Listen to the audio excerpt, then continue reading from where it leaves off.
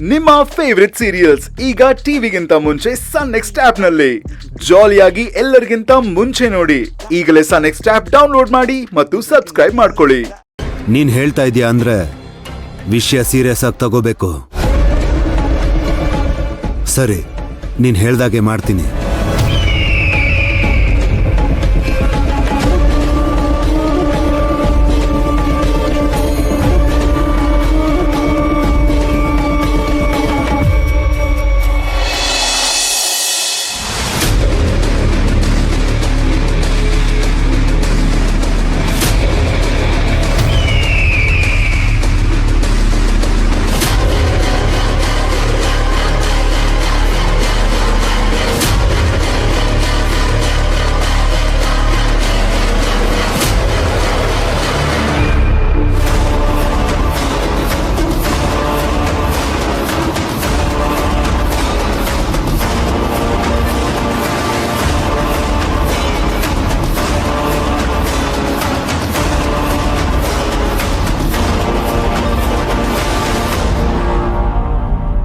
ಏನೋ ಮಾಡ್ತಿದೀಯಾ ಆದಿ?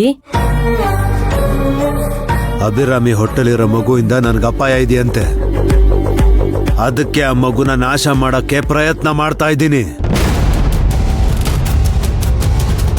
ಯಾರೋ ಹೇಳಿದ್ದು? ಹುಟ್ಟೋ ಮಗುವಿಂದ ನಿನ್ಗೆ ಅಪಾಯ ಇದೆ ಅಂತ ಯಾರು ಹೇಳಿದ್ದು? ಹಾರಿಕಾ.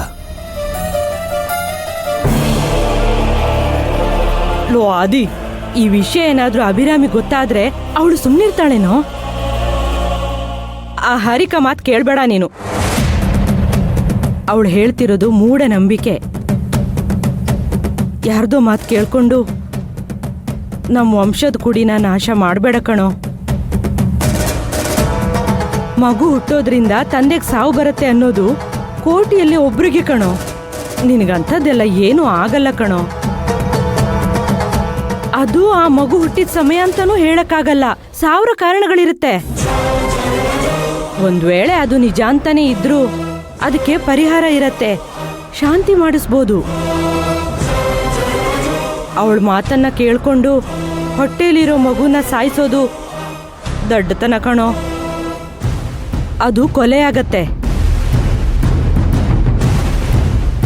ಇಷ್ಟು ವರ್ಷದಿಂದ ನೀನ್ ಏನೇ ಮಾಡಿದ್ರೂ ನಿನಗೆ ಗೆಲುವು ಸಿಗ್ತಾ ಇಲ್ಲ.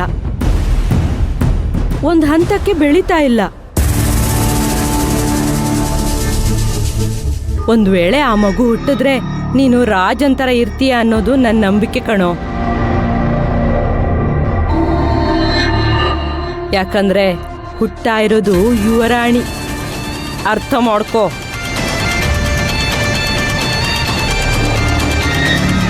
ಸುಮ್ಮನೆ ಏನೇನೋ ಯೋಚನೆ ಮಾಡಬೇಡ.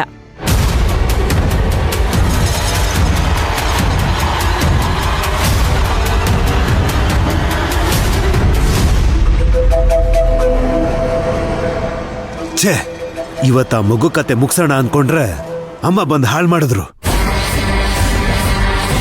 ಬಿಡೋದಿಲ್ಲ. ಯಾವುದೇ ಕಾರಣಕ್ಕೂ ಆ ಮಗು ಈ ಪ್ರಪಂಚ ನೋಡಕ್ಕೆ ನಾನ್ ಬಿಡಲ್ಲ.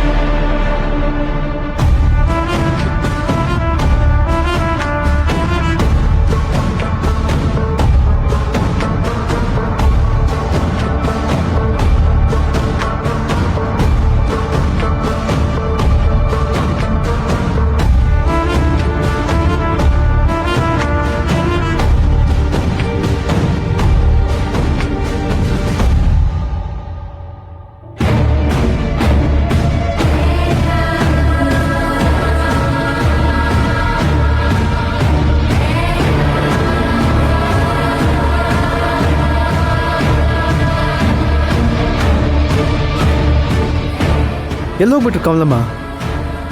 ಇಲ್ಲಿದ್ದಿದ್ದು ಅವರೇ ಅಲ್ವಾ? ಎಲ್ಲೋದ್ರು?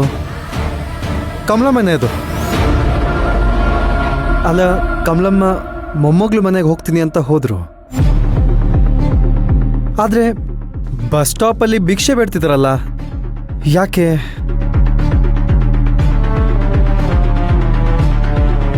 ಈ ವಿಷಯ ಏನಾದ್ರು ಶಿವಗಾಮಿ ಗೊತ್ತಾದ್ರೆ ಎದೆ ಹೊಡ್ಕೊಂಡು ಸತ್ತೋಗ್ತಾಳೆ.